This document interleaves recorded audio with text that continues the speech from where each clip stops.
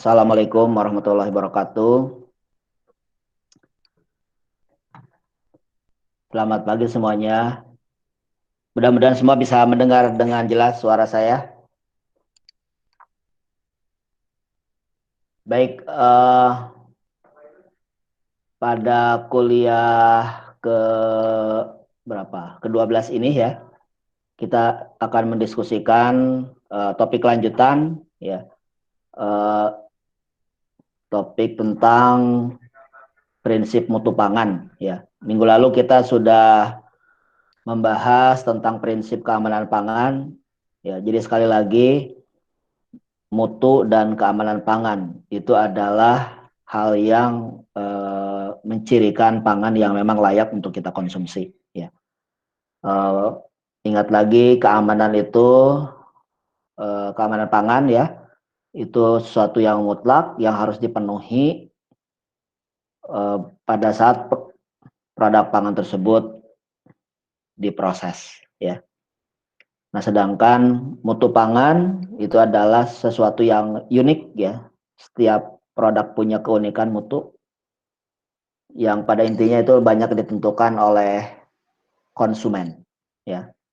Nah, untuk kesempatan ini kita akan membahas mengenai topik yang kedua ya, yang terkait dengan prinsip mutu pangan.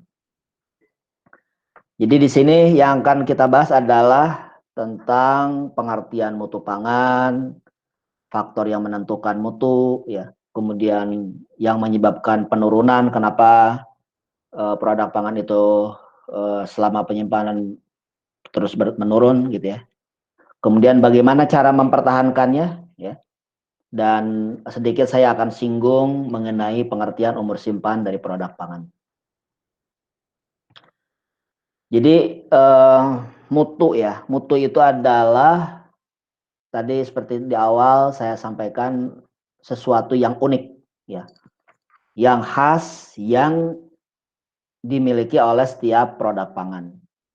Jadi setiap antara pangan yang satu dengan pangan yang lain itu mempunyai ciri masing-masing ya. Sehingga satu produk dengan produk yang lain kita bisa bedakan ya. Eh, Sehingga memang ini banyak ditentukan pada keberterimaan dari konsumen ya, dan biasanya menjadi eh, apa salah satu hal yang menjadi keputusan konsumen untuk membeli atau mengkonsumsi ya, itu mutu.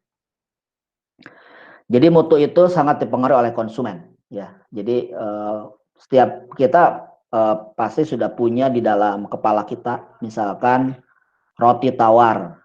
Nah, langsung tuh mungkin kita merecall roti tawar itu di dalam kepala kita seperti apa gitu ya.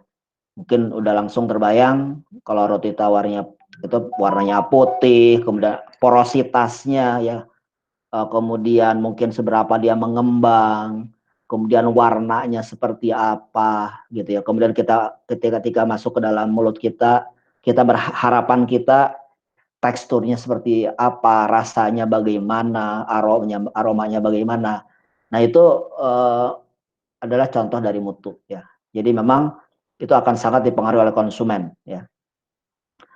Nah, kemudian sebetulnya juga antara satu level di dalam rantai pasok pangan gitu ya, itu bisa jadi pengertian mutu itu berbeda-beda ya.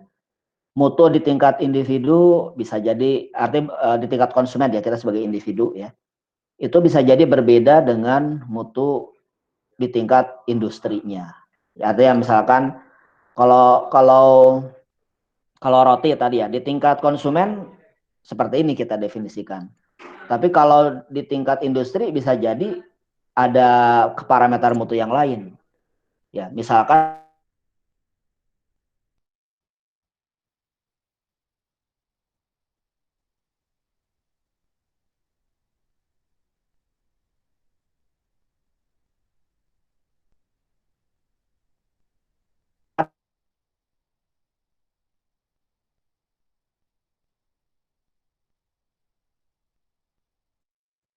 dari komposisi kimianya, ya, kandungan gizinya.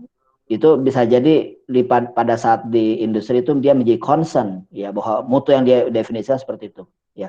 Tapi kalau di tingkat individu kan kita mungkin tidak mengecek kualitas dari tepung terigunya seperti apa, kan tidak di tingkat konsumen. Tapi kalau di industri bisa jadi bahan baku menjadi parameter mutu yang menentukan, gitu ya. Demikian juga di pedagang, misalkan ketika roti itu datang dibawa ya dari hasil produksi, kemudian diterima oleh distributor sampai ke pedagang, itu bisa jadi mereka pun mendefinisikan mutu yang lainnya, ya. Jadi itu banyak sekali. Jadi pengertian mutu itu bisa pada setiap level, pada setiap level rantai pasok itu bisa jadi mempunyai ciri-ciri lain, ya, yang bisa berbeda dengan yang lainnya. Nah, ini contohnya misalkan ya, ikan, ya, ikan ini bayangannya ketika berpikir bahwa ikan segar, ya, jadi ikan yang kita inginkan kan ikan segar. Nah, sekarang cirinya apa ikan segar? Kalau di tingkat konsumen bisa jadi mereka melihat dari bau, ya, dilihat dari baunya, kemudian apa menyimpang atau tidak, ya, kemudian dari teksturnya, mungkin dia dipencet-pencet, ya, apakah teksturnya masih bagus atau tidak, gitu ya. Kemudian dari apa yang lain, misalkan tingkat-tingkat kesegarannya, ya, banyak yang bisa di konsumen bisa menentukan mana mutu ikan segar, mana yang bukan. Tapi kalau tadi di industri bisa jadi mereka tidak cukup dengan itu, bisa jadi mungkin diukur teksturnya menggunakan peralatan tertentu, ya, atau misalkan dilihat dari total mikrobanya memenuhi batas yang ditentukan atau tidak, ya, dan sebagainya. Jadi itu bisa berbeda antara untuk kriteria mutunya, ya. Jadi setiap produk pangan yang lain punya ciri yang lain, misalkan buah segar, sayuran segar, produk biji-bijian, itu pasti ada kriteria mutunya, ya. Nah, kalau kita kelompokkan, ya, mutu produk pangan itu ada yang disebut dengan mutu eksternal dan mutu internal. Apa bedanya, ya? Jadi kalau mutu eksternal itu adalah mutu yang dapat diindra atau dilihat, diraba tanpa harus dicicipi oleh konsumen. Contohnya apa? Contohnya kita waktu tadi kembali lagi misalkan membeli roti gitu ya. Membeli roti ke supermarket. Apakah kita mencicipi? Kan tidak. Ya kan? Kita hanya melihat dari visual saja atau dari misalkan kita pencet gitu ya. Oh, ini masih bagus gitu ya. Dilihat warnanya, misalkan oh masih normal, bentuknya oh masih segar, baunya masih normal, ukurannya masih normal, belum misalkan mengkerut gitu ya, penampilannya masih bagus. Nah, berdasarkan pada ciri-ciri tersebut, maka kita membeli itu, ya. Jadi mutu itu yang disebut dengan mutu eksternal, mutu yang kita bisa menyatakan suatu produk itu bermutu atau tidak bermutu dengan berdasarkan pada visual kita, berdasarkan pada panca indera kita tanpa kita menggunakan panca indera pencicipan, gitu. Itu disebut dengan mutu eksternal. Nah, kalau mutu internal itu adalah mutu yang dapat dideteksi setelah konsumen mencicipi atau mengukur atau menganalisisnya. Contohnya misalkan ini ketika dilihat oh ini apa tadi penampakannya bagus gitu ya. Tapi ketika dicicipi belum tentu apa yang kita rasakan itu sesuai dengan yang diharapkan, ya. Contohnya yang paling susah apa ya? Misalkan kita beli buah semangka gitu ya. Buah semangka kan kita hanya melihat buah semangka itu dari mana pada saat beli. Kan lihat bentuknya aja kan. Oh, dia bentuknya besar, warnanya sudah apa namanya misalkan udah kelihatan, kita duga ini barangnya adalah barang yang bagus kan gitu ya, tidak ada, misalkan tidak ada bopeng-bopeng ya, berarti kita beli gitu ya. Dan harapannya si semangka yang kita beli itu kan pada saat dibuka itu kan rasanya seperti yang diharapkan, tapi kan belum tentu juga ya kan.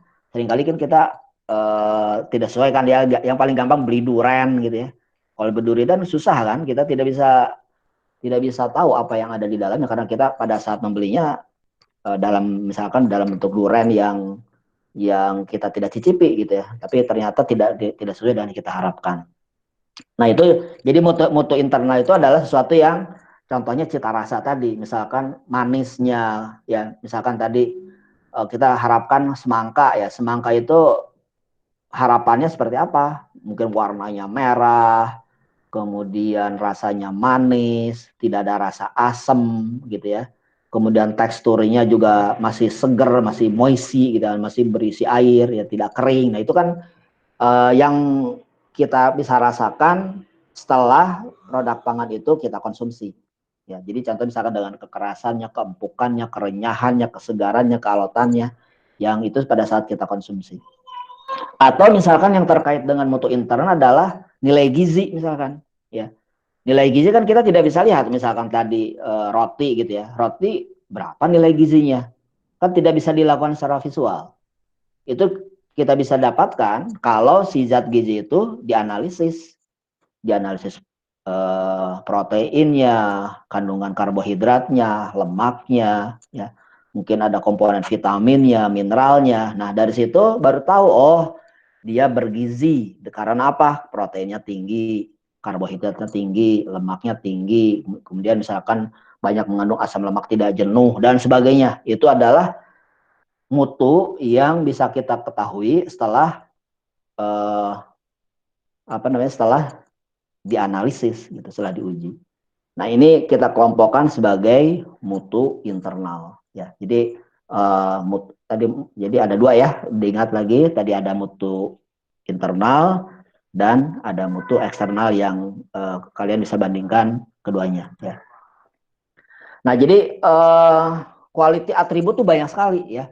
Tadi sebagian sudah disampaikan, misalkan eh, apa yang bisa terlihat atau tidak bisa terlihat ya. Kalau misalkan bisa terlihat tadi, misalkan dari warnanya, dari teksturnya ya, kemudian dari penampakannya, ukurannya, bentuknya, itu kan sesuatu yang terlihat gitu ya. Tapi ada yang hidden itu artinya yang kita tidak tahu, yang tadi yang sifatnya mutu internal tadi, misal kandungan gizinya ya, kemudian seberapa dia mengandung mikrobialnya, misalkan taruhlah susu fermentasi misalkan ya, susu fermentasi misalkan di situ ada mikroba probiotik gitu ya. Nah kita kan tidak tahu kalau seberapa banyak jumlahnya itu kan di dalam produk misalkan susu fermentasi tersebut, misalkan yogurt misalkan ya, itu ada probiotiknya misalkan. Nah itu ya taunya ya kalau dianalisis, maka itu hidden ya. Jadi seperti itu, jadi banyak sekali atributnya dan setiap produk pangan itu punya atribut sendiri-sendiri ya. Warnanya, rasanya, kemudian nilai gizinya, bentuknya, penampakannya, ya, aromanya dan sebagainya ya. Nah, kemudian jadi di sini kalau jadi artinya mutu itu memang bisa dikuantitatifkan dan bisa hanya bersifatnya kualitatif ya. Jadi kalau misalkan kuantitatif, misalkan nilai gizi bisa kuantitatif di situ. Misalkan protein berapa kandungannya, karbohidrat berapa kandungannya, asam lemak tidak jenuh berapa kandungannya, itu bisa kuantitatif. Ada juga yang sifatnya kualitatif ya. Kualitatif artinya misalkan tingkat kematangan buah ripe ya misalkan ya, atau misalkan apa eh, bentuknya, rongganya misalkan, itu mungkin hal-hal yang seringkali dinyatakan sebagai parameter mutu yang kualitatif gitu ya. Nah jadi Itu ya nanti bagaimana mengukur mutu ya, untuk mengukur mutu ada secara, nanti ada secara metode kuantitatif, kualitatif, bisa juga dengan menggunakan manusia ya. Nanti kalian akan belajar di mata kuliah evaluasi sensori ya, karena mau tidak mau kalau pangan itu kan harus masuk ke dalam tubuh kita, dan kita mau memasukkan produk pangan ke dalam tubuh kita, kalau secara sensori, secara organoleptik itu kita terima, kalau tidak enak pangan ditinggalkan pasti ya, tidak akan dikonsumsi. Sehingga memang sensori ya itu menjadi sangat penting. Makanya di dalam ilmu pangan ya, bidang teknologi pangan pasti ada hal yang terkait dengan bidang ilmu sensori ya, evaluasi sensori itu nanti kalian akan belajar di semester 4 atau semester 5 ya. Nah, atau itu adalah secara sensor, atau bisa juga mutu itu diukur nanti secara kuantitatif, misalkan dengan metode analisis. Contohnya misalkan seberapa banyak sih kandungan probiotik, itu ya uji mikrobiologi. Berapa banyaknya kandungan vitamin, itu nanti analisis vitaminnya gitu ya. Nah, nanti kalian akan belajar di mata kuliah analisis pangan ya. Di mata kuliah analisis pangan itu kalian akan belajar bagaimana menganalisis kandungan kimia, misalkan tadi karbohidrat, protein, lemak ya. Kemudian kalau ada juga misalkan mengukur secara mikrobiologi misalkan ya, nanti kalian ada mata kuliah analisis mikrobiologi. Atau misalkan untuk mengukur warna gitu ya, untuk mengukur warna ada alatnya yang disebut dengan colorimeter. Untuk mengukur tekstur secara objektif dengan menggunakan instrumen ada yang disebut dengan tekstur analyzer ya. Untuk mengukur kemanisan ada yang disebut dengan refraktor indeks ya, dengan menggunakan refraktometer misalkan ya. Itu banyak metodenya, nanti akan kalian pelajari di semester setelah nanti masuk di departemen ya. Nah, jadi pada intinya, jadi seperti yang saya sampaikan, mutu itu bisa terkait dengan mutu indrawi. Jadi artinya kalau mutu indrawi itu menggunakan sensori tadi. Indra kita punya kemampuan bisa mengevaluasi rasa, bisa mengevaluasi kekentalan, bisa mengevaluasi warna, ya. Kemudian tekstur dan sebagainya. Itu kita diberikan anugerah, ya, untuk mempunyai kemampuan untuk melakukan evaluasi ya secara indrawi. Yang nanti saya katakan kalian akan belajar di mata kuliah evaluasi sensori. Atau secara fisik tadi, misalkan mutu fisik itu artinya mutu yang diukur tadi, misalkan mengukur tingkat kekentalan ya, di samping dengan menggunakan indrawi bisa juga kekentalan itu dengan viskometer misalkan. Untuk mengukur tekstur tadi secara fisik bisa dengan cara indrawi ya, atau dengan menggunakan tekstur analyzer. Untuk mengukur warna bisa dengan warna secara visual oleh indera, oleh mata kita, tapi bisa juga diukur dengan menggunakan colorimeter. Nah, itu kita sebut dengan mutu fisik ya, yang mutu-mutu fisik yang bisa kita lihat. Mutu kimia ya tadi, yang maksud dengan mutu kimia itu kandungan nilai gizi, ya, kandungan proteinnya, kandungan lemaknya, karbohidrat, kita sebut dengan mutu gizi. Mutu mikrobiologi, nah mutu mikrobiologi misalkan contohnya tadi, misalkan berapa kandungan probiotiknya ya dalam suatu produk fermentasi misalkan. Nah, itu adalah mutu mikrobiologi ya. Nah, jadi di sini kalau tadi sensori ya diukur dengan proses penginderaan. Jadi nanti kalian di departemen ada yang disebut dengan laboratorium sensori ya, nanti kalian akan menggunakan. Jadi di laboratorium sensori ini kalian akan menguji ya produk pangan itu ya. Ini laboratorium sensori ini sangat penting nanti untuk kalian yang bekerja di R&D ya. Kalau di industri itu nanti ada pengembangan produk baru ya. Nah, itu pasti dalam proses suatu produk itu di launching itu harus dilakukan uji sensori dulu ya. Nanti biasa kalau pabrik-pabrik makanan ya, pabrik-pabrik pangan yang punya lab sensori biasanya mereka punya yang melakukan pengembangan produk ya, yang ada divisi R&D-nya biasanya mereka punya lab sensori ya. Dan kalian nanti di sana bisa berperan sebagai seorang R&D, bagaimana melakukan pengujian produk pangan ya, yang sebelum di launching ke pasar ya. Nah intinya apa? Nanti dengan uji sensori ini sebetulnya sesuai spesifikasi enggak? Spesifikasi yang dimaksud misalkan ukurannya sesuai yang diharapkan tidak, warnanya sesuai yang diharapkan tidak, teksturnya bagaimana, baunya gimana, rasanya bagaimana, itu sesuai dengan yang diinginkan oleh konsumen atau tidak. Nah itu seringkali tidak bisa digantikan dengan mesin, ya, tidak dengan contohnya rasa gitu ya, rasa ya susah gitu ya, nggak ada alat mengukur misalkan enak.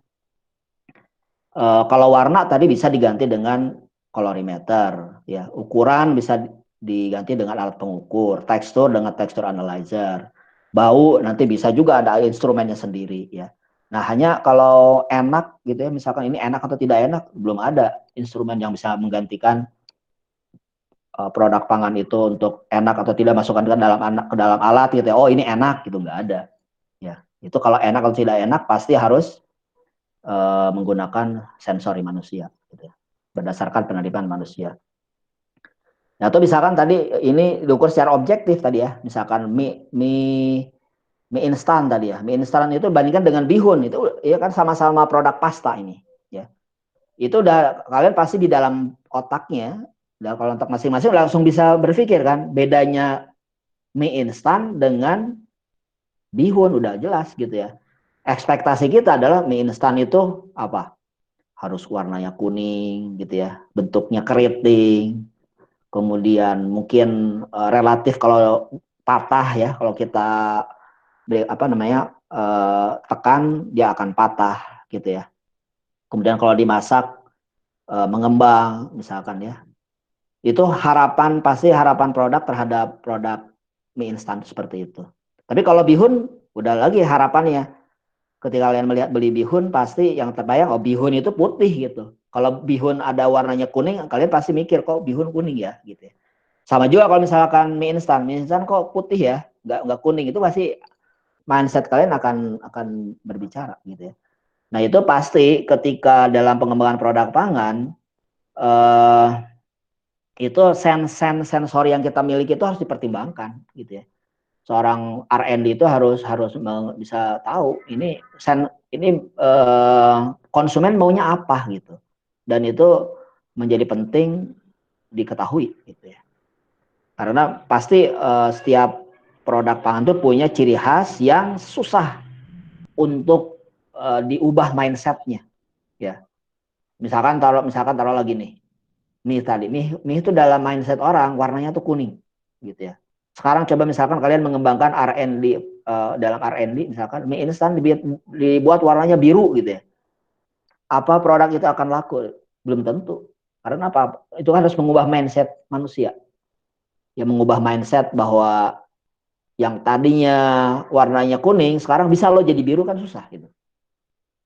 Ya, itu di dalam proses R&D harus dipertimbangkan ya.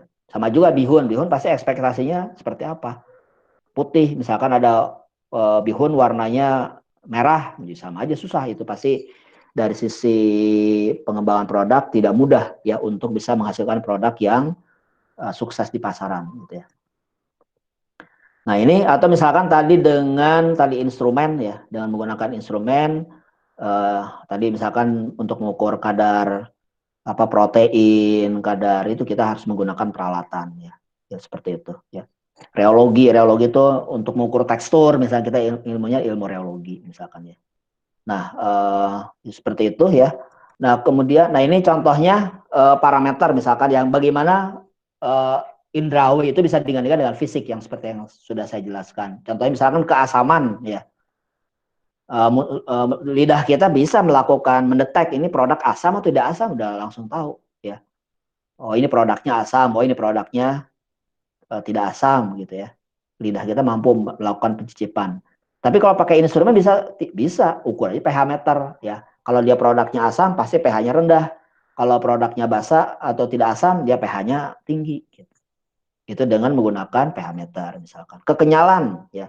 Kalau kekenyalan tinggal kita lakukan misalkan produknya kita pencet gitu ya. Kenyal atau tidak ya. Kemudian Tapi kalau dengan menggunakan alat, tadi pakai texture analyzer misalkan, menggunakan Instron ya, texturometer gitu ya. Kerenyahan gitu ya. Kalau kerenyahan itu pasti di gigi, nanti misalkan di gigi menggigit kerak gitu ya. Nah, nanti kalau alatnya di tenderometer ya, nanti alat ada instrumen secara fisik ya mengukur tekstur. Jadi kalau kerenyahan itu kan sebetulnya apa? Kerenyahan itu kan kayak peak ya. Jadi misalkan kalau apa, ketika produk disebut dengan renyah itu beda dengan belah ya. Kalau misalkan kalau kalau itu kan belah itu terbagi dua. Tapi kalau bayangkan kalau renyah itu misalkan produk apa, potato chip gitu ya. Potato chip itu kalau digigit itu bukan belah dua, tapi mungkin geruk gitu ya, renyah itu. Eh, nah itu bisa diukur dari misalkan berapa jumlah peaknya ya. Kalau misalkan peaknya sedikit dia kurang renyah, tapi kalau peaknya banyak duk duk duk duk duk duk duk gitu ya, maka dia lebih renyah. Itu bisa dengan menggunakan instrumen ya. Kekerasan, misalkan berapa kekerasan itu intinya adalah seberapa tekanan yang kita berikan kan. Kalau misalkan gigi kita menekan apa namanya dengan keras gitu ya, maka kita produknya keras. Tapi dengan penometer diberikan tekanan. Kalau misalkan gaya yang diperlukan itu adalah besar, maka produk itu kita sebut lebih keras misalkan. Kemanisan misalkan ya, tadi dengan lidah kita bisa mendetek oh ini manis, oh ini tidak manis. Kalau dengan instrumen pakai apa? Dengan refraktometer ya. Derajat Brix-nya berapa? Kalau Brix-nya semakin tinggi berarti dia tingkat kemanisannya semakin tinggi misalkan. Ya. Suhu ya, suhu kulit ya, dengan kulit kita bisa detek gitu ya. Oh ini panas, oh ini dingin gitu ya. Tapi kalau menggunakan instrumen pakai termometer. Warna dengan mata ya. Tapi kalau pakai instrumen kita bisa mengukur dengan tadi kromometer, diukur dengan nilai L, A dan B-nya misalkan. Sehingga mencerminkan oh ini warnanya putih, maka nilai L, A dan B-nya itu berapa. Oh ini warnanya kuning, L, A, B-nya berapa. Itu dengan kromometer ya. Nah itu ya, jadi komposisi kimia makro mikro ya, misalkan kandungan vitaminnya, kemudian kandungan mineralnya itu bisa dianalisis, atau misalkan nilai gizinya, misalkan ya, oh ini misalkan mempunyai nilai gizi yang bagus, oh dia misalkan mempunyai efek terhadap kesehatan, mempunyai kemampuan untuk kalau kita mengkonsumsi produk pangan itu mempunyai efek kesehatan, misalkan sesuai untuk produk bagi penderita diabetes misalkan ya, atau bisa punya potensi bagi apa mengurangi resiko jantung koroner gitu ya. Nah itu dari mana kita bisa menyatakan produk pangan itu seperti itu, mempunyai mutu demikian. Nah itu nanti akan dilakukan misalkan di uji in vitro, uji in vivo ya, dengan menggunakan hewan percobaan misalkan ya. Nanti kalian akan belajar di mata kuliah evaluasi nilai biologis pangan ya, tentang bagaimana melakukan evaluasi apa namanya nilai gizi yang punya efek terhadap tubuh ya. Nanti misalkan akan belajar ya bagaimana misalkan hewan percobaan tikus ya bisa digunakan untuk membuktikan bahwa suatu produk pangan itu punya efek terhadap kesehatan ya. Itu nanti kalian akan belajar di semester 6 atau semester 7 ya. Ya kandungan mikroba juga sama tadi ya. Bisa dilakukan dengan uji mikrobiologi, nanti macam-macam, nanti ada uji total plate count, uji kapang, uji kamir dan sebagainya ya. Nanti kalian akan belajar di mata kuliah mikrobiologi pangan ya.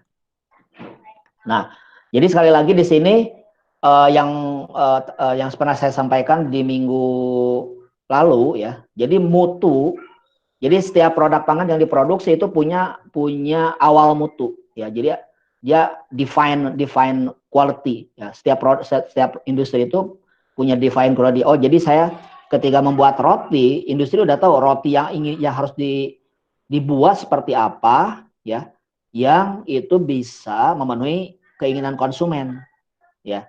Nah, kita istilahnya sebagai mutu awal. Jadi mutu awal itu mutu produk pangan itu baru diproduksi ya. Nah, mutu awal itu lama kelamaan akan menurun. Mengapa menurun? Kembali lagi yang pernah saya sampaikan ya. Menurun itu bisa karena ada faktor internal dan faktor eksternal. Faktor internalnya apa? Karena di dalam produk pangan itu ada banyak komponen-komponen kimia yang bisa berinteraksi satu sama lain atau dia berinteraksi dengan lingkungannya, ya, dengan oksigen, dengan cahaya, dengan tekanan dan sebagainya, ya. Sehingga adanya interaksi antara komponen satu dan komponen lain dan juga interaksi komponen dengan lingkungannya, maka mutu itu akan mengalami secara gradual mengalami degradasi atau mengalami penurunan. Ya, jadi itu kita sebut dengan apa namanya ya penurunan mutu selama penyimpanan, gitu ya. Nah, jadi bagaimana kita mengendalikannya? Ya, mengendalikannya adalah faktor-faktor penyebabnya tadi. Ya, bagaimana kita bisa mengendalikan faktor-faktor yang bisa menyebabkan mutu itu turun, kita kendalikan, gitu ya. Kalau misalkan mutunya, contohnya adalah potato chip. Potato chip itu harus renyah, gitu ya. Nah, sekarang apa yang membuat dia menjadi tidak renyah? Dia tidak renyah karena menyerap air. Sehingga bagaimana mengendalikannya? Jadi untuk mengendalikannya, ya kita gunakan kemasan yang kedap terhadap uap air, misalkan, ya. Seperti itu, ya. Misalkan ini produknya renyah, ya, mudah patah. Jadi kalau kena tekanan saja dia sudah patah, gitu ya. Gimana mengendalikannya?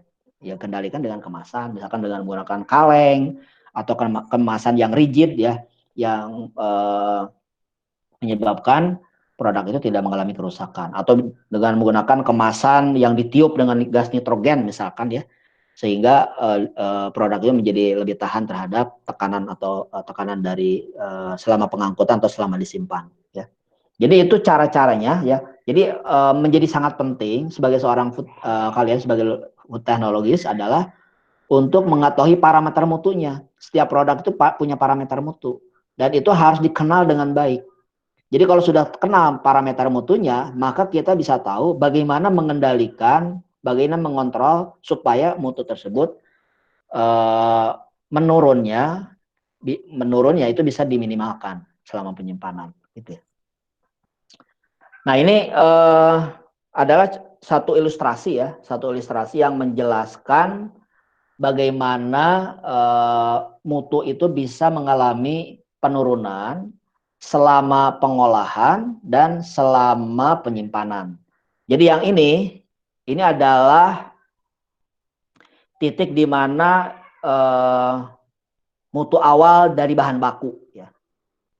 Jadi yang titik ini nih sampai yang garis ini adalah area apa ya di area produksi, di produsen, di pabrik, ya. Ini adalah di pabrik.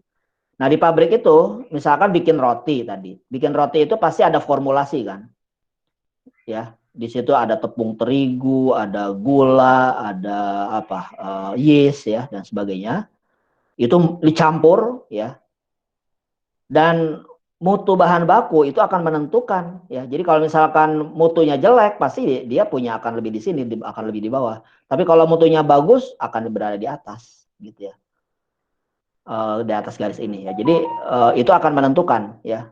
Nah, jadi kalau dia selama diproduksi, karena ada misalkan selama produksi itu ada pemanasan, ada tekanan, ada homogenisasi, ya. Berbagai macam proses yang diterapkan pada selama proses, gitu ya, yang menyebabkan mutunya itu mengalami penurunan, gitu, ke sini. Ya, jadi ada pengaruhnya menurun, gitu ya. Nah, titik ini adalah titik produk yang sudah dihasilkan oleh pabrik, ya. Sudah dihasilkan oleh pabrik. Jadi ini finish product, ya, finish good, ya, yang akan masuk ke pasar di sini, ya, sampai ke marketing, ya.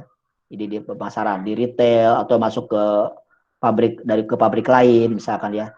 Nah, yang ini akan mengalami penurunan ke sini, ya, mengalami penurunan yang menurun yang mana? Yang sensitif terhadap penurunan mutu, ya. Jadi dari sekian banyak parameter mutu, belum tentu semua parameter mutu itu mengalami perubahan secara signifikan. Bisa jadi parameter mutu parameter tertentu saja yang sensitif terhadap kerusakan. Ya. Tapi intinya di sini adalah mutu itu terus menurun. Ya. Kemudian, nah, sampai batas mana kita bisa menerima suatu mutu itu? Ya sampai batas ini adalah misalkan 40 ya, angka ini relatif ya. Jadi mutu QS itu mutu akhir. Jadi mutu akhir itu adalah mutu sampai produk itu tidak lagi diterima oleh konsumen. Ya. Jadi sedangkan mutu awal itu adalah mutu setelah dia diproduksi. Jadi selama penyimpanan dia mengalami penurunan seperti ini sampai batas apa di sini batas dari mutu tersebut. Jadi kalau sudah di sini maka produk itu sudah ditolak, gitulah. Nah, yang disebut dengan umur simpan yang mana? Umur simpan adalah waktu yang diperlukan sejak mutu awal sampai hingga mutu dia itu di produk ditolak gitu ya. Nah, ini berapa lama ke sini? Ini yang disebut dengan umur simpan. Jadi kalau udah lewat sini, maka nih produknya kita sebut dengan produk yang sudah kadaluarsa ya di daerah sini. Nah, ini adalah yang misalkan yang tercantum di dalam label kemasan gitu ya, maka umur simpan yang dimaksud adalah umur simpan di daerah sini. Jadi misalkan umur simpannya berapa 4 bulan misalkan, berarti dia pada saat dia QS dia waktunya adalah 4 bulan. Jadi di luar itu maka dia mutunya terus menurun yang sudah tidak bisa diterima lagi oleh konsumen. Gitu. Nah, jadi tadi sekali lagi ya, mutu itu menurun karena apa? Tadi faktor fisik ya, tekanan, benturan, geseran, fisiologi, misalkan ada respirasi ya, sehingga produk itu misalkan membusuk gitu ya. Eh, Kemudian kimia ada oksidasi, hidrolisis ya, inversi, polimerisasi, berbagai macam reaksi kimia yang mungkin terjadi. Biologi misalkan muncul cacing, ulat, serangga ya. Mikrobiologi misalkan tumbuh bakteri, kapang, kamir, lingkungan misalkan dari suhu, kelembaban dan sebagainya. Nah, jadi semua faktor-faktor tersebut bisa menyebabkan produk itu mengalami penurunan sehingga dia di luar batas yang sudah ditentukan. Ya, nah artinya kalau sudah melewatinya kita sebut dengan produk itu kadaluarsa gitu. Nah, jadi faktor yang menyebabkan mutu itu yang tadi jelas saya katakan adalah berhubungan satu sama lain. Interaksi antar komponen pangan. Kemudian interaksi komponen pangan dengan lingkungan, ya. Sehingga satu sama lain bisa saling memicu, ya. Misalkan interaksi komponen pangan gula reduksi dengan asam amino memicu reaksi Maillard, gitu. Itu kan reaksi kimianya. Nanti memicu apa? Memicu perubahan warna. Warnanya berubah menjadi lebih coklat. Itu yang teramati oleh mata kita, gitu ya. Kenapa? Karena di situ ada proses, misalkan ada ekspos terhadap suhu yang tinggi. Disimpan pada suhu tinggi, maka laju reaksi Maillard semakin mudah terjadi. Yang lain misalkan lemak ya. Lemak, misalkan lemak tidak jenuh, dia mengalami oksidasi. Ya, karena ikatan tidak jenuh itu mudah teroksidasi. Ya. Akibatnya apa? Secara visual atau secara organoleptik, maka kita akan mendeteksi misalkan bau tengik misalkan ya, seperti itu. Jadi pasti itu akan satu perubahan itu akan diikuti dengan perubahan yang lainnya. Ya, termasuk misalkan kalau ada kerusakan fisik, fisiologi, misalkan produk menjadi apa membusuk, di situ mikroba semakin tinggi tumbuhnya ya, sehingga produk itu sudah tidak lagi untuk dijual.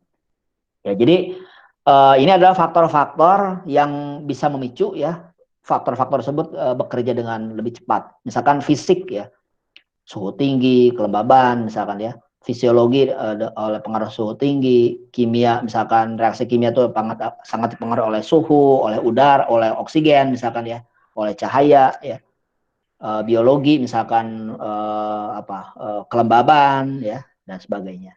Demikian juga mikrobiologi. Jadi faktor-faktor ini adalah faktor yang mempercepat terhadap suatu yang bisa menyebabkan kerusakan. Sehingga bagaimana kita mencegahnya, ya kita kendalikan lah. Misalkan kalau dia mudah oleh suhu tinggi, maka disimpan pada suhu rendah. Kalau misalkan dia sangat rentan oleh adanya kelembaban, maka kelembaban tinggi, misalkan ya, maka disimpan pada kelembaban rendah. Gitu ya. Kalau dia mudah rusak oleh oksigen, maka buanglah oksigennya menjadi vakum. Ya seperti itu. Ya. Ya, nah ini contoh-contoh penurunannya, misalkan sayuran tergencet, telur pecah, ini kalau fisik ya, seperti ini. Ya. Atau misalkan bahan segar menjadi mengering karena RH-nya rendah, ya itu adalah fisik. Ya. Yang kita bisa amati misalkan buah sayur menjadi kuning, ya ini kerusakan mungkin mikrobiologi ya. Daging ikan menjadi busuk, ya, menjadi lunak, kemudian berlendir, misalkan ya seperti itu. Nah, bagaimana cara kita memperpanjang apa namanya? Memperpanjang produk pangan atau kita meminimalkan kerusakan ya sehingga dia punya umur simpan yang lebih panjang ya nanti harus menggunakan teknologi proses ya, misalkan contohnya daging mudah rusak maka didinginkan atau dibekukan ya, susu misalkan mudah rusak maka dilakukan pemanasan dengan sterilisasi ya. Kemudian misalkan buah mudah rusak maka dikeringkan, dia jadi produk kering. Ya. Atau misalkan kalau produknya tidak bisa dikeringkan, dipanaskan, maka dia dikemas, ya, dilapisi misalkan dengan kemarin minggu lalu dengan wax ya, dengan lilin. Itu contoh-contohnya adalah bagaimana kita bisa mencegah kerusakan ya produk pangan tersebut. Ya dan seterusnya ya. Jadi intinya adalah contohnya misalkan tadi pendinginan di 4 derajat misalkan ya, itu bahan segar sayur dan buah bertahan beberapa hari ya. Tapi kalau misalkan daging dibekukan dia lebih bisa sampai berbulan-bulan, mungkin setahun 2 tahun bisa tahan ya dengan suhu yang lebih rendah. Ini contohnya misalkan ya, kalau daging disimpan di 6 sampai 10 derajat itu di 0 derajat maka umur simpannya 6 sampai 10 hari. Tapi kalau di 20 derajat suhu normal dia cuma 1 hari rusak. Demikian juga ikan ya. Ayam juga begitu ya. Jadi pasti suhu rendah itu bisa memperpanjang umur simpan walaupun tidak semuanya ya. Tidak semua produk pangan bahan pangan itu dia cocok dengan diperpanjang dengan menggunakan pendinginan. Contohnya misalkan pisang gitu ya. Pisang itu kalau disimpan ke dalam kulkas itu seperti jadi busuk ya. Itu bukan busuk sebetulnya. Itu dia mengalami yang disebut dengan chilling injury ya. Jadi dia karena ada aktivitas enzim ya. Itu namanya chilling injury. Jadi dia tidak cocok memang untuk disimpan pada suhu rendah ya. Jadi seperti itu. Nah, pemanasan contohnya dengan pasteurisasi, sterilisasi ya. Itu tujuannya bisa membunuh mikroba ya atau menginaktivasi enzim contohnya ya.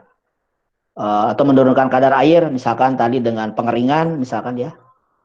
Sehingga dia bisa lebih awet ya.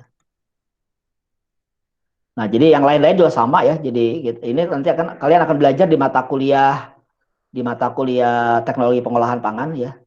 Bagaimana teknologi itu bisa mengawetkan produk pangan ya, seperti itu.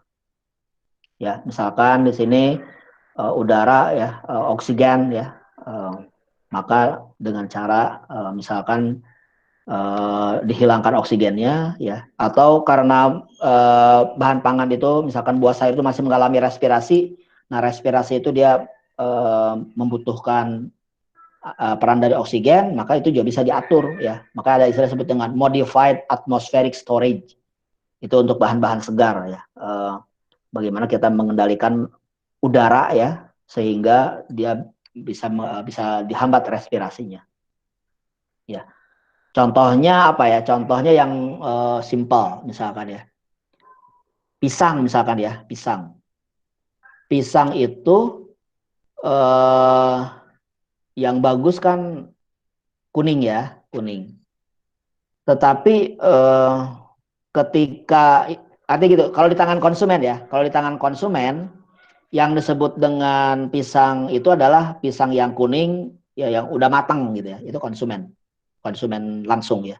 Tapi ketika misalkan kita impor pisang dari Australia, Nah, apakah importir mintanya adalah pisang yang sudah kuning? Tidak, bukan pisang yang kuning. Dia justru mintanya pisang yang masih hijau, pisang yang masih mengkol gitu. Karena kalau dia membeli pisang yang sudah kuning, ketika dalam perjalanan laut, ya sampai ke misalkan ke Indonesia perlu berapa? Misalkan 1 minggu, mas datang ke pelabuhan itu sudah busuk semua, gitu kan? Atau sebelum sebelum lagi masuk ke konsumen udah busuk semua, umur simpannya kan jadi pendek gitu ya. Justru yang diinginkan adalah bagi orang yang mau impor pisang itu adalah pisang dalam keadaan masih hijau. Sehingga ketika ditransportasi, yang diinginkan adalah pisang hijau gitu. Ya, caranya gimana? Ya kita kembali lagi ke mekanisme dia menjadi kenapa jadi kuning. Pisang itu menjadi kuning karena ada yang disebut dengan hormon etilen. Etilen ya. Etilen itu apa ya? Kalau bahasa umumnya mungkin kita sebut dengan karbit ya. Karbit ya. Dia adalah hormon hormon yang mematahkan buah ya. Nah, jadi kalau misalkan ada satu pisang satu berwarna kuning gitu ya, maka dia akan mengeluarkan etilen. Nah, etilennya itu akan bersifat autooksidasi. Sehingga kalau ada satu pisang matang itu bisa semuanya matang gitu, bisa cepat matang. Gitu. Bayangkan sekarang kalian misalkan tadi mau impor pisang, ya. Dia belinya dalam keadaan hijau. Tapi pada saat diangkut ada satu pisang matang, itu bisa satu kapal matang semua gitu. Gitu ya kayak kayak COVID lah gitu ya. Jadi satu kena COVID ya bisa satu daerah itu kena COVID semua kira-kira gitu lah. Jadi sama kalau pisang satu matang itu satu kapal bisa matang semua. Bayangkan sampai ke pelabuhan nanti udah matang semua dan sudah tidak bisa apa namanya ke konsumennya waktunya sangat pendek. Jadi caranya gimana? Caranya adalah dengan supaya si etilen itu tidak ada. Gimana caranya? Misalkan divakumkan gitu ya. Jadi etilennya itu tidak harus ada, tidak boleh ada.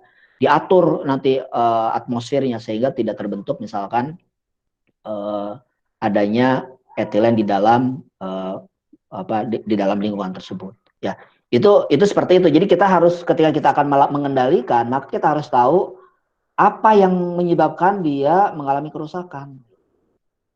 Ya, itu maka tadi saya katakan mutu itu bisa berbeda-beda. Ya, contohnya lagi misalkan ya, eh, ketika kita misalkan mau mengalengkan buah apa, mengalengkan buah mangga misalkan ya, mengalengkan buah mangga atau buah pir lah gitu ya.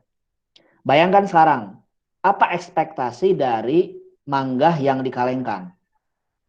Apakah mangga mentah apa mangga matang? Atau pirnya tuh pir yang kasih keras atau pir yang sudah matang? Pasti ekspektasinya konsumen itu ketika dia makan buah buah mangga yang dikalengkan misalkan ya disterilisasi nanti ya, itu adalah mangga yang sudah matang pasti.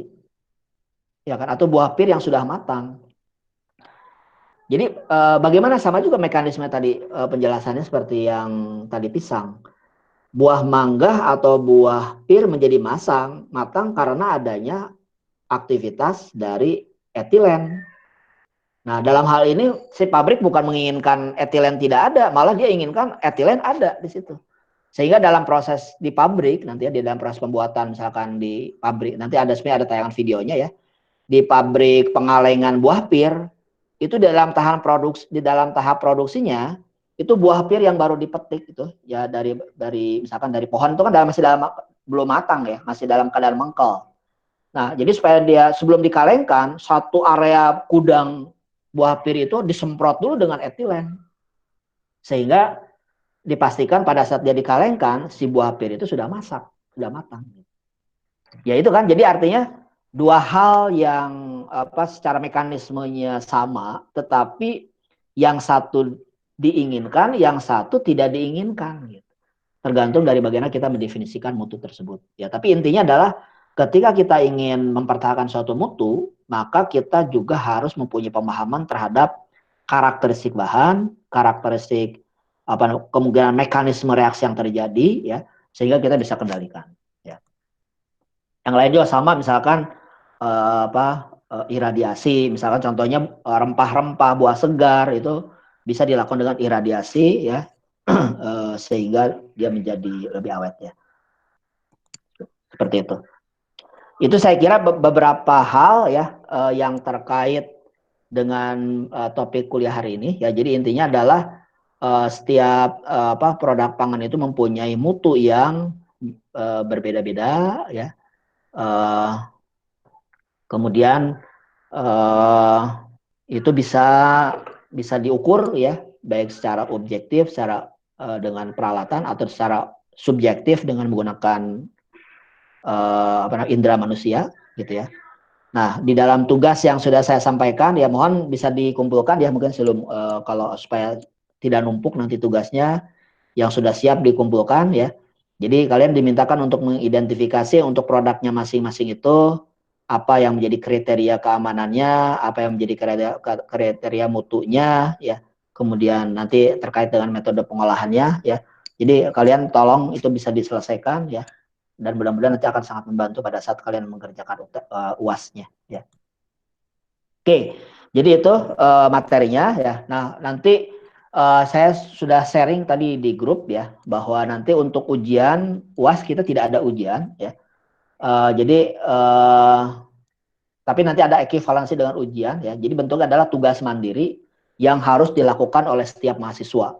Makanya di sini untuk melakukannya itu perlu waktu yang kalian mungkin perlu waktu tidak hanya sehari, tapi mungkin supaya mengerjakan tugasnya dengan baik dan tidak menumpuk, karena mungkin juga kalian berhadapan dengan mata kuliah yang lain yang juga ngasih tugas, ya, supaya kalian tidak terlalu beban, terlalu berat. Jadi nanti akan saya sampaikan tugasnya itu mungkin minggu depan, saya akan jelaskan dan nanti dikerjakan masing-masing, ya, tugas mandiri, ya.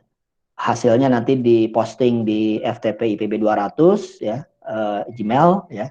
Seperti biasa nanti namanya diganti, ya, dengan name-nya, namanya, ya. Nah, akan saya sampaikan nanti penjelasan dan formatnya sekaligus nanti saya posting. Tugasnya akan minggu depan, jadi kalian punya waktu mungkin bisa 2 minggu, ya. Pokoknya nanti dikumpulkannya kan pada saat UASnya. Ya, jadi pada misalkan kalian UASnya kapan, nah itu dikumpulkan pada saat itu. Jadi kalau saya sampaikan minggu depan, mudah-mudahan kalian punya waktu minimum 1 minggu, ya. Kalau misalkan ujiannya pertama, tetap punya cukup waktu, ya. Itu, ya. Jadi itu yang bisa saya sampaikan untuk kuliah hari ini. Dan kalau ada pertanyaan, saya persilakan untuk kita bisa mendiskusikan hal ini, ya. Terima kasih.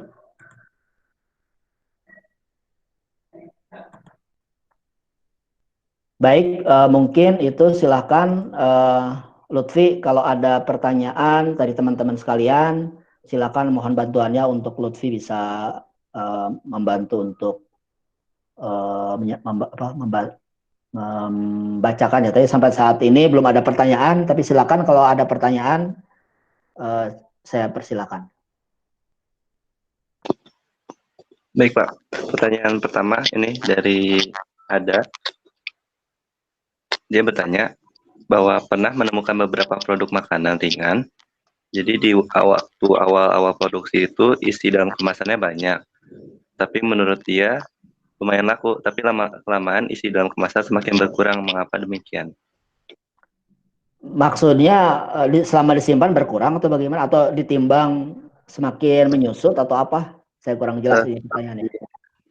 Jadi di awal penjualan itu dia bobotnya itu banyak Pak. Tapi lama-kelamaan makin laku dia mengurangi bobotnya tapi dengan harga yang sama, seperti itu mungkin Pak. Yaitu marketing lah itu, ya. Marketing.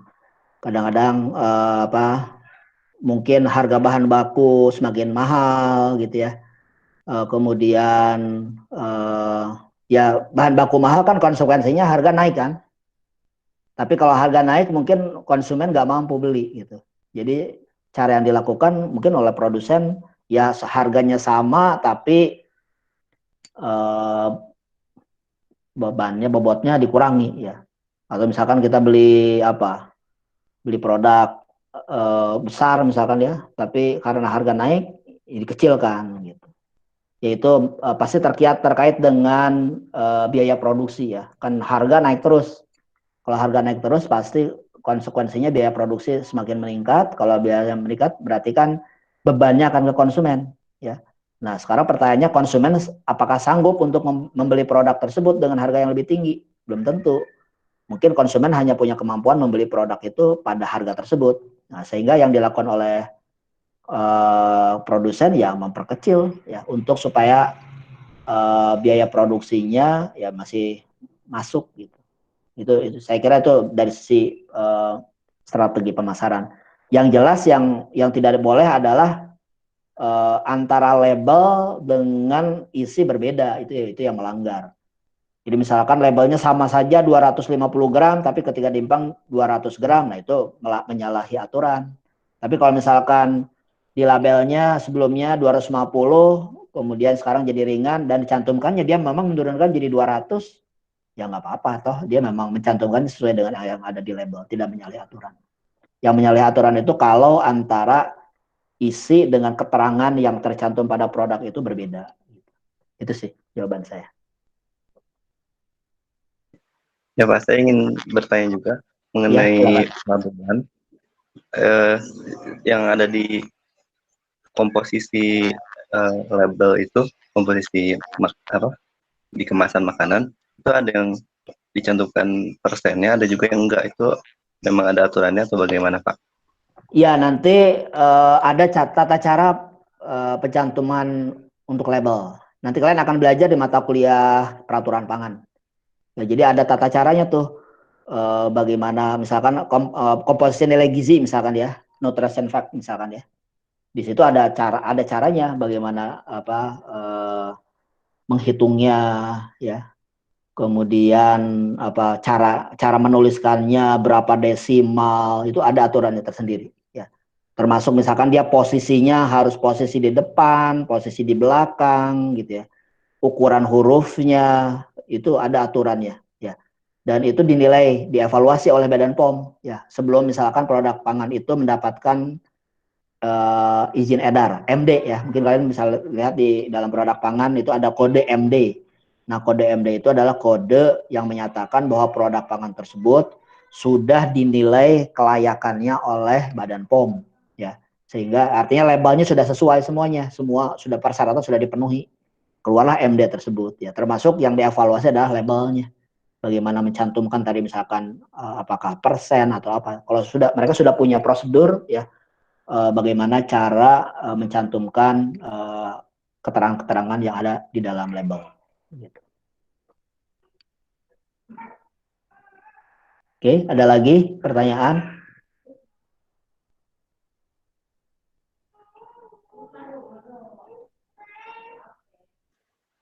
Baik Pak, ada pertanyaan selanjutnya dari Kaisa. Ya. Kenapa pada kemasan chips atau ciki, kalau saya lihat sepertinya komposisi udara lebih banyak dengan komposisi chips itu sendiri. Seperti udaranya 60% dan chipsnya 40%. Mengapa tidak chipsnya yang lebih banyak dibandingkan udaranya?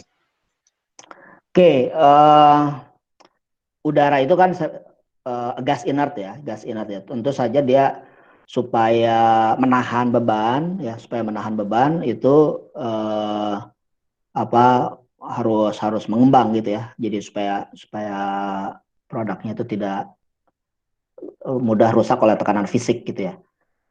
Intinya adalah ya, apakah ini misalkan dia mau berapa gram yang ada di dalam kemasan tersebut, yang dijadikan pegangan adalah keterangan yang ada pada label gitu ya. Jadi di labelnya berapa gitu. Yang penting misalkan produknya misalkan net ya, net weight ya, berat bersih. Berat bersihnya 100 gram misalkan ya. Ya, kalau memang produknya adalah 100 gram, sesuai dengan yang dinyatakan dalam label, ya dia tidak diterima, produsen itu tidak menyalahi aturan. Ya, jadi yang penting adalah matching antara keterangan yang ada di label dengan yang ada di dalam produk pangan tersebut. Yang ada yang dalam kemasan dari produk pangan yang dikemas dalam kemasan tersebut, maksudnya begitu. gitu ya. Pak, mungkin itu juga seperti strategi marketing ya Pak, ukuran volumenya besar tapi ternyata isinya kecil.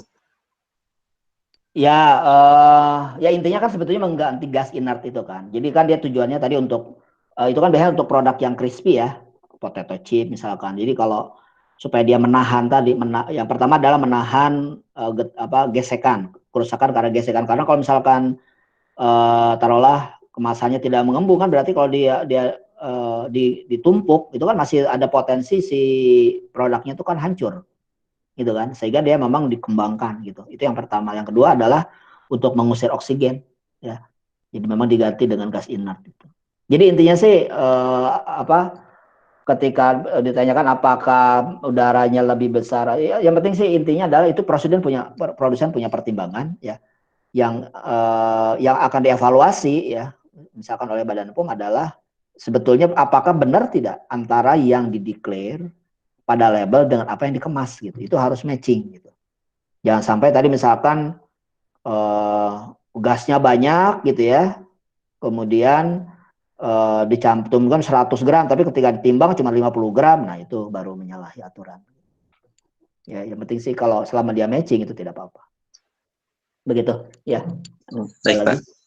Selanjutnya dari Revandio, apakah benar kalau hewan yang dibesarkan secara organik akan lebih sehat daripada hewan yang diberi makan sintetik atau dikurung, misalkan ayam ras dan ayam kampung?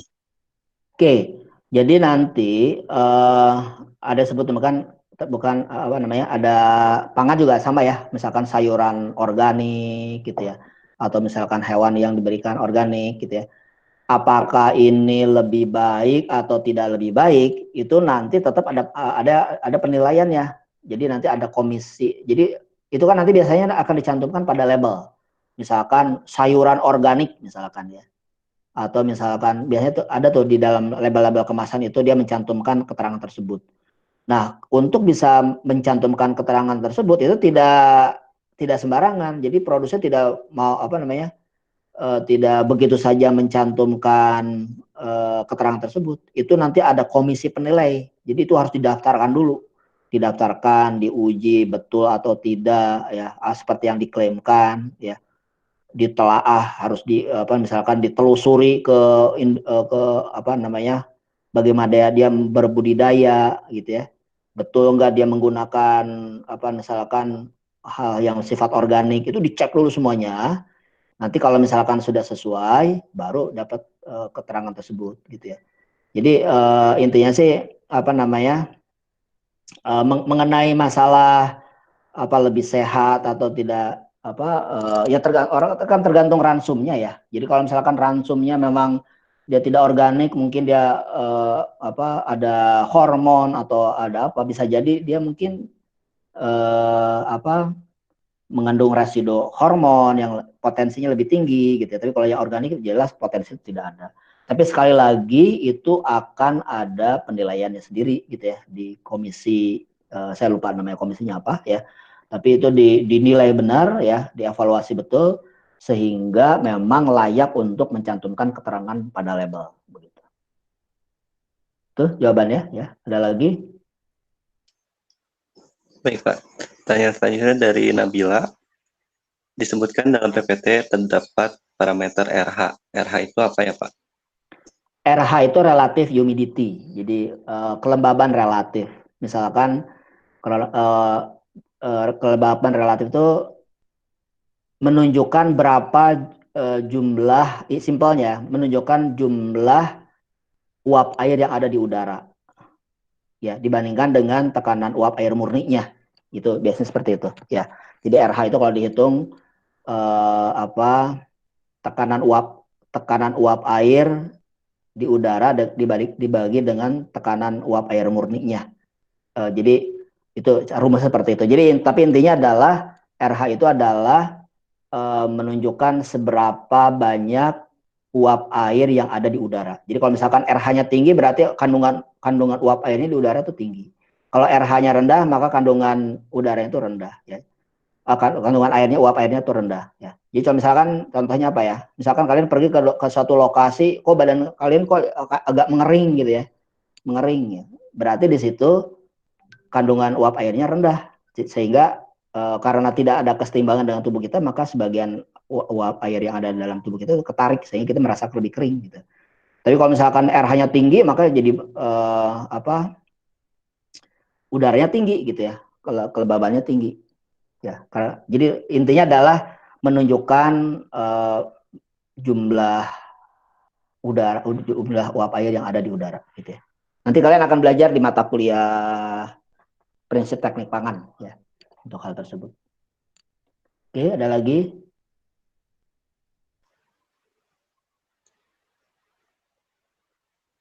Itu ya terakhir ya. Ya, terakhir Pak itu. Baik, kalau tidak ada pertanyaan lagi, saya kira itu ya kuliah kita hari ini ya. Jadi sekali lagi nanti tolong tugasnya bisa yang sudah selesai dikumpulkan saja ya, supaya bebannya pekerjaannya bisa dicicil ya, tidak numpuk ya. Nah kemudian minggu depan saya akan sampaikan tugas mandiri sebagai pengganti dari ujian akhir ya, yang kalian supaya bisa menyiapkan ujian lebih baik ya, sehingga ada tidak gerasak gerusuk gitu ya, waktunya cukup ya, dan bisa disiapkan dengan sebaik-baiknya. Yang jelas tugasnya adalah komprehensif dari materi ke-1 dari mulai materi ke-8 sampai materi terakhir gitu ya. Jadi itu suatu hal yang komprehensif, jadi kalian akan melakukan tugas itu secara terpadu gitu ya. Saya kira itu dulu ya. Terima kasih atas perhatiannya. Semoga semuanya tetap sehat ya. Dan mudah-mudahan ya walaupun semester ini kita tidak bisa bertemu ya, mudah-mudahan semester depan nanti kita sudah bisa belajar normal lagi dan bisa bertemu dengan kalian di mata kuliah di departemen ya. Mungkin itu saja. Terima kasih atas perhatiannya. Saya akhiri. Assalamualaikum warahmatullahi wabarakatuh.